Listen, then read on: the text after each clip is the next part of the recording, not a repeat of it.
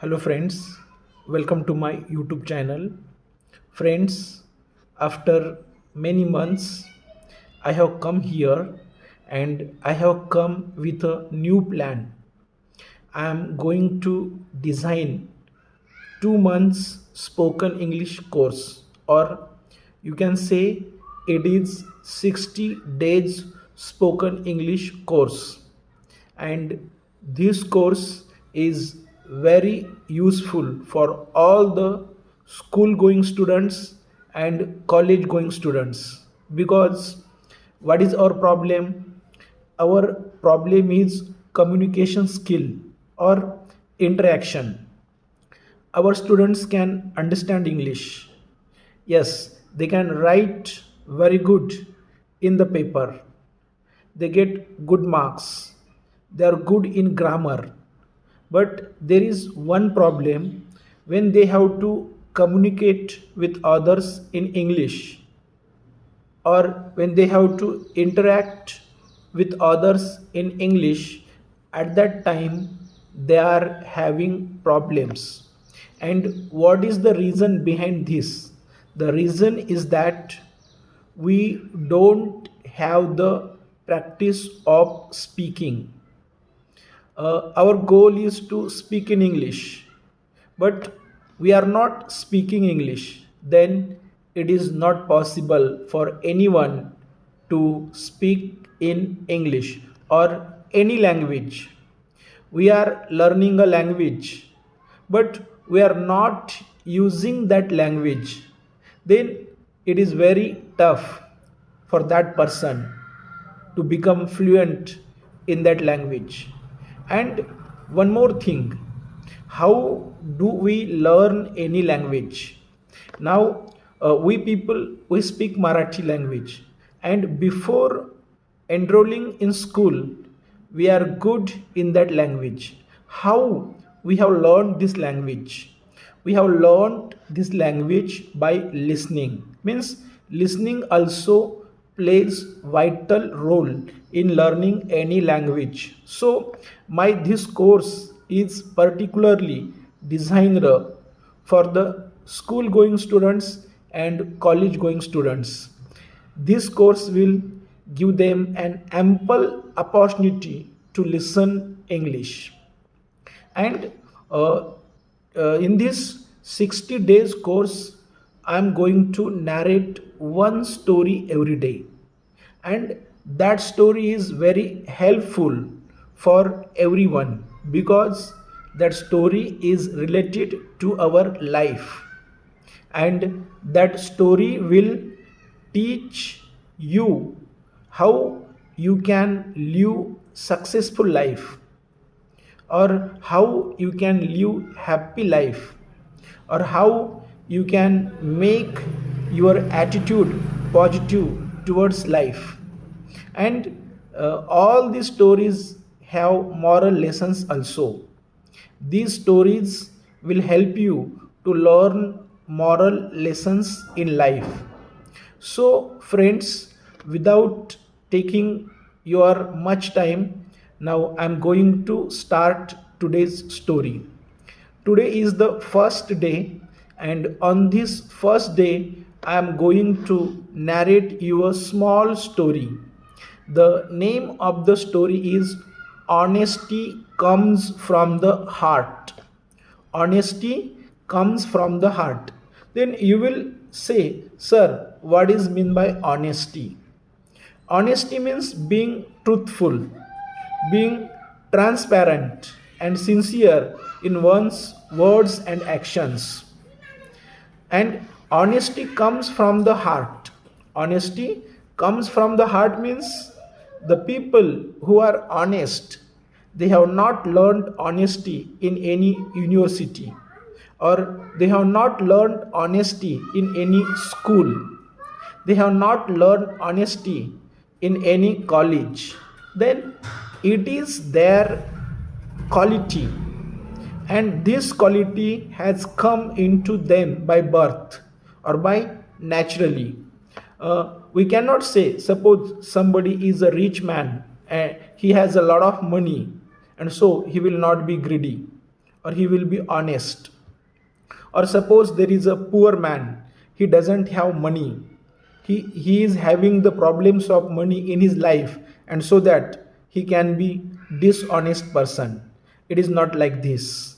Whether the person is poor or rich, we cannot say he can be honest or he can be a dishonest.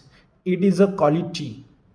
Honesty is a quality, and this quality comes from the heart of that person. So, I'm going to narrate you a story. In this story, there is a student, and this student has passed the 10th class exam, but he is a poor student. He has passed the 10th class exam, and he has come in merit list. His rank is 8th in the state, and the writer has the habit of reading newspaper.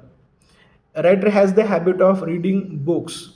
So on that day she was reading a book.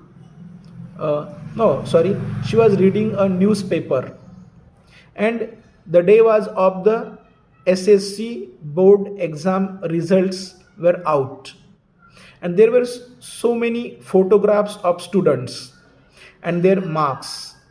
There were photographs of the students who were rank holders, and the writer had fascination for the rank holders.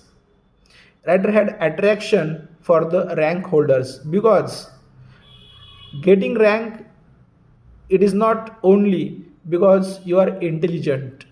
You get rank because you are talented and you have perseverance, you have done hard work. That's why you get rank in the exam.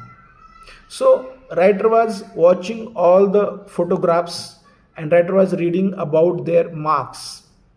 While watching all the photographs, there was one photograph, and that photograph attracted her attention, fascinated her attention. The photograph means the boy in that photo, he was frail, he was pale, means his face was pale. There was no brightness on his face, means he was not a strong boy. He was looking very weak, he was looking very frail, means he had no strength, but there was brightness into his eyes. And writer's attention was not going away from that photograph. And what happened on the next day? The same photograph appeared in the same newspaper, but on the next day his interview was published in the newspaper. The name of that boy was Hanumantpa, and he was the son of a coolie, means his father was a coolie. And in his family there were 7 members. There were 5 children, mother and father. And his father was the only breadwinner, means his father was the only person who was working in his family. And he was earning only 40 rupees per day. And with that 40 rupees, he had to run the family of 7 members. So it was very difficult for that father to provide all the facilities to all the children. And so that Hanumantpa, who had got 8th rank in the state, he declared in his interview that he cannot continue his further education. Why? He cannot continue his further education because of poverty. Then Sudhamurti, means the writer was Sudhamurti. She read the story and she decided to write a letter to Hanumantpa. She wrote a letter to Hanumantpa, and she said that she would like to help Hanumantpa for his further education. And when she wrote letter, at that time her father came from morning walk. Her father was a retired professor, and her father was very practical man. He said, if you really want to help this boy, then you should send some money to him, because he will not have money for ticket and he will not have a new dress. If he has to come to meet you, then he will require money for ticket and he will require a decent dress also. Then Sudhamurti said, okay. Sudhamurti sent him a letter, and on the next day or after 2-3 days, she got a reply from that boy that he would like to come to meet to Sudhamurti to Bangalore. Then Sudhamurti sent him some money and sent another letter. Then after some days he came to meet Sudhamurti in her office. He was neatly dressed. He had parted his hair neatly, combed his hair neatly, but he was looking like a calf who has lost the way. Means he was looking like a timid calf. And he came in Sudhamurti's office. Then Sudhamurti inquired about him, and he said that he wants to continue his education. Sudhamurti said to him that she wants to help him for his education, and she said, you can take admission for any course, and she wants to sponsor him. She wants to sponsor him means she is ready to pay for his fees and for all the things. She is ready to help him to complete his education.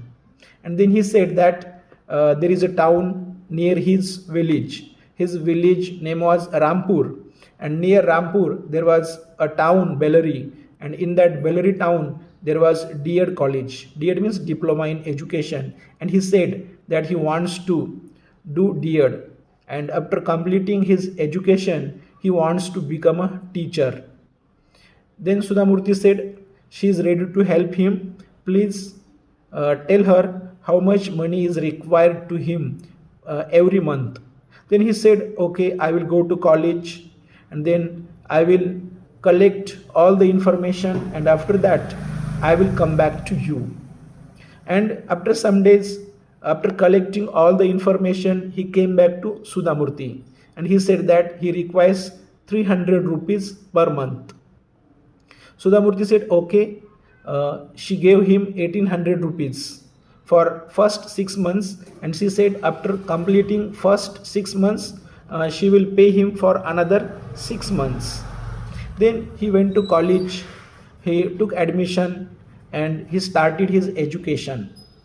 And after first 6 months, Sudhamurti reminded that she has to send money to Hanmanpa for the next 6 months. So she sent him another 1800 rupees. But after 2-3 days, she got a letter from Hanmanpa, and in that letter he had sent 300 rupees back, and he had written in that letter that for the last 2 months he was not in Bellary, because for the first 1 month college was closed due to holidays, and for the next 1 month they were on strike. So he was not in Bellary, he was living in his village, means he was living in Rampur, and so his expenditure for those 2 months was less than 300 rupees per month, and that's why he had sent back remainder 300 rupees. And Sudhamurti was taken aback. Sudhamurti was surprised by this, because there was too much poverty, yet the boy was very honest. And then she reminded that honesty is not taught in any university, honesty is not taught in any school, or honesty is not taught in any college also. It comes from the heart. Means though we are poor, we can be honest. And there are some people, though they are rich, they are dishonest. So from this story we can learn that honesty is a good quality, and we should inculcate honesty in us. And we can learn from Hanmanpa that honesty is very important. If we are honest, then people can trust us. And if we are honest, then so many people come forward to help us. Thank you very much, dear friends. If you liked this video, please like it, share it, comment on it, and if you have not subscribed my channel, then don't forget to subscribe it. Thanks a lot.